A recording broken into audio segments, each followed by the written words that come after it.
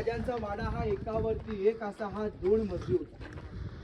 2 मजली असले राजवाडा. त्यावेळेला राजवाड्याची शोभा वैभव हे काय असेल सर? लाकडी छत होतं, रेशमी पैठणी कापड, वरती कुंभारांनी घडवलेली मातीची कवळं होती. हे पूर्णपणे पॅक बंद शिवाजी राजांचा वाडा. आणि ह्या वाड्यामधला हा जो पहिला चौथरा जो आहे हा शिवाजी महाराजांचा बेडरूम.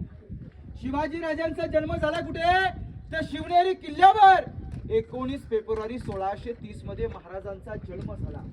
आणि जो दिवस या रायगडाच्या पदरामध्ये पडला आणि तो दिवस दुःखाचा ठरला, तो दिवस आहे 3 एप्रिल 1680. सूर्योदय मावळला, महाराष्ट्र पोरका झाला आणि रहितेच्या राजाने अखेरचा श्वास मात्र या पहिल्या झोक्यावरती सोडला. हा महाराजांचा बेडरूम. शिवाजी राजांना किती वर्ष आयुष्य लाभलं? 50. आज आपले 20 वर्षे बाळपणामध्ये जातात, 30 वर्ष. 30 वर्षामध्ये स्वतःला राखण्यासारखं भलं मोठं घर बांधू शकत नाहीये.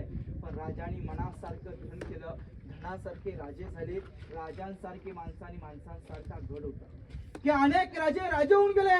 यांच्या बाप दादांच्या गाद्यांवरती बसून त्यांनी राज्य केलं. आपला एकमेव राजा म्हणजे छत्रपती शिवाजी राजे की स्वतःची गादी स्वतः निर्माण केली.